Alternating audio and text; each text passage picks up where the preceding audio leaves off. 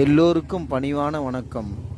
நம்முடைய ஐயா நமச்சிவாயா சேனலில் இருந்து அடியேன் என்று தினம் ஒரு திருக்கதையில் ஒரு சுவாமியார் ஒருவருடைய திருக்கதையை உங்களிடம் கூற விரும்புகின்றேன். பெரிய கோயிலுக்கு முன்னாடி அந்த சாமியார் போய்கிட்டே இருந்தார். எதுக்காப்புல ஒரு போலீஸ்கார வந்துட்டு இருந்தார். நேராக குடுகுடுன்னு ஓடினாரு.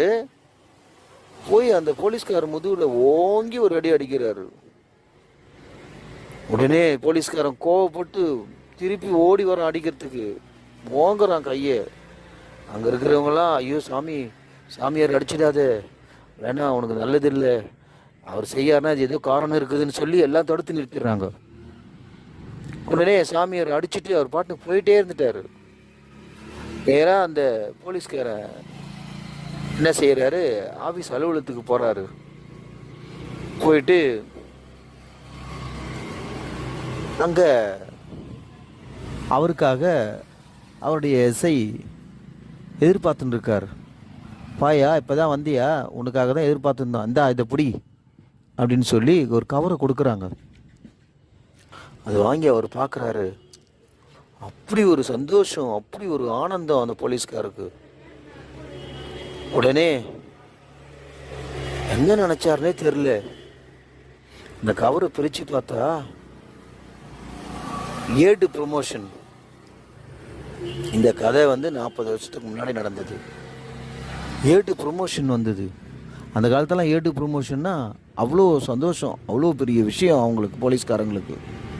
இந்த ப்ரொமோஷனுக்காக தானே காத்துன்னு இருந்தேன் அப்படின்னு சொல்லிட்டு ஓடுறாரு. குடுகுடுன்னு ஓடி போய் இந்த சாமியார் அடித்த இடத்துல இருக்கிறாரான்னு போய் பாடுறாரு, தேடுறாரு. அவரே பார்க்க முடியல. அப்போது அங்கே இருக்கிறவங்களாம், என்ன என்ன யாரை தேடுறீங்கன்னு கேட்குறாங்க. சாமியார் தான் பார்க்க வந்தோன்னு. பத்து எவ்வளோ நல்லது நடந்துச்சா அப்படின்னு கேட்குறாங்க எல்லாரும். ஆமாம், என் வாழ்க்கையில் கனவு வேட்டா வருது, அது நடந்துருச்சு. இவர் கையில் அடி வாங்கினேன், என்ன எப்படி வாங்கணும் தெரியாது, அந்த கோபம், அந்த இதெல்லாம் இனி இந்த சந்தோஷமாக மாறிடுச்சின்னு அந்த சாமியை பார்க்குறேன்னு சொல்கிறாரு. நீ நினைக்கும் போதெல்லாம் அவரை பார்க்க முடியாது, அவர் எங்கே வேணாலும் எப்போ வேணாலும் இருப்பாருன்னு சொல்லிட்டு போயிடுறாங்க ஜனங்களும். ஒரு முறை செட்டி தெருவில் கல்யாணம் நடந்துகிட்ருக்கு. வேக வேகமாக ஓடியாடுறாரு அந்த சாமி. ஓடி மண்டபத்துக்குள்ளே ஓடுறாரு. உள்ளே ஓடினோடனே அங்கே இருக்கிறவங்களாம் என்ன சாமி அப்படி ஓடி வர்றாருன்னு சொல்லிட்டு எதிர்பார்க்குறாங்க. பார்த்துட்டே பின்னாடியே ஓடுறாங்க. நேராக சமையல் அறைக்குள்ளே ஓடுறாரு. ஓடி போய் அங்கே இருந்த சாம்பார் பாத்திரத்தை எட்டி உதைக்கிறாரு. சாம்பாரெல்லாம் கீழே கொட்டிக்குது. வெள்ளங்கிறவங்களாம் எவ்வளோ கொழுப்பு இருந்தால் இப்படி உதைப்பார் சாம்பார் பாத்திரத்துன்னு சொல்லிட்டு அடிக்க ஓடியாடுறாங்க. அதில் சிலர் இருங்க அடிக்காதீங்க, அவரை பற்றி உங்களுக்கு தெரியாது, அடிக்காதீங்க, இருங்கன்றாங்க. மறுபடியும் இன்னொரு தடவை உதைக்கிறாரு அந்த பாத்திரத்தை. மறுபடியும் உள்ளுக்கிற சாம்பார்லாம் கீழே கொட்டிக்குது. வச்சுட்டு அவர் பாட்டு நடந்து விறுவிறுன்னு மண்டபத்துட்டு வெளியே போயிடுறாரு. உடனே அந்த கீழே 2வது தடவை உழைக்கும் போது இப்போ உள்ளே பார்த்தா நல்லா ஒரு 2 நீட்டுக்கு பாம்பு உள்ளே இருக்குது, சுருட்டி நிற்குது விழுந்து. அப்படியே பார்த்த உடனே கட்டுவிரியாம், விஷம் பாம்பு. பார்த்த உடனே எல்லாரும் அதிர்ச்சி அடைஞ்சிடுறாங்க. அப்படியே அவர் பின்னாடியே ஓடுறாங்க எல்லாரும். ஆனால் அதுக்குள்ளே அவர் விரும்பி நடந்து எங்கே போனார்னே தெரியல. அவர் பாட்டு வெளியே போயிட்டார். எல்லாரும் அவர் இந்த திசையை நோக்கி கைவிட்டு கும்பிட்றாங்க. ஒரு முறை அவர் துர்க்கையம்மன் கோயிலாண்ட நடந்து போயிட்டு இருக்கும்போது, அந்த காலத்தெல்லாம் இது கிடையாது, ஃபோன் வசதி கிடையாது, பஸ்ஸில் தான் செய்தி வரணும். இவர் துர்க்கையம்மன் கோயிலாண்ட மேலே வானத்தை பார்த்து விட்டோபா போகிறான் அப்படின்னு சொல்லி குச்சிக்கினே வானத்தை பார்த்து கத்திக்கினே ஓடுறாரு. என்னடா அது, எல்லாருக்கும் ஆச்சரியமாக பார்க்குறாங்க. என்ன சாமி திடீர்னு இவ்வளோ சத்தமாக விட்டோபா போகிறான்னு கத்திட்டு ஓடுறாரேன்னு பேசிக்கிட்டே இருக்காங்க. 1 மணி நேரம் பொறுத்து பஸ்ஸில் செய்தி வருது, போலூரில் மகான் விட்டோபா சாமி ஜீவசமாதி அடைஞ்சிட்டாரு, இறந்துட்டாருன்னு செய்தி வருது. ஆஹா, அவர் அங்கே இறந்த உடனே இவருக்கு இங்கே மேலே வானத்தை பார்த்து அவர் போகிற ஜீவ ஜோதியை பார்த்து நான் சொல்கிறாரோ, ஆஹா எப்பேற்பட்ட மகான் அப்படின்னு நினச்சிட்டு எல்லோரும் அவரை பார்த்து ரொம்ப ஆச்சரியமாக பார்க்குறாங்க.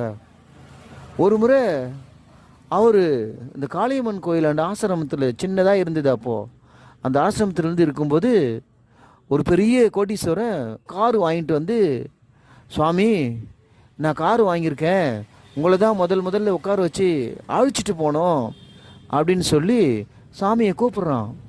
சாமி வந்தார். வெளியே வந்து அந்த காருல எட்டி பார்த்துட்டு, யமா இருக்காண்டா யமா இருக்காண்டா யமன்டா யமா இருக்காண்டான்னு சொல்லி கத்திக்கினே உள்ளே ஓடிடுறாரு. என்ன புரியுன்னே தெரியல. என்னடா அதுன்னு, ஏங்க யம இருக்கான்னு சொல்கிறாருங்க, இந்த கார் எடுக்காதீங்க இனிமேலுன்னு சொல்கிறாங்க. சரின்னு சொல்லிட்டு அந்த காரை டிரைவர் விட்டு வீட்டுக்கு கொண்டு விட சொல்கிறாங்க. மூளை போய் டேர்னிங் திரும்புகிறாங்க. ஒரு பெரிய பஸ் வந்து கார் மேலே சடனாக ஒரே அடி மோதுது. டிரைவர் தூக்கி எறியப்படுறாரு. பார்த்தோன்னே எல்லாருக்கும் ஆச்சரியமாக போயிடுச்சு.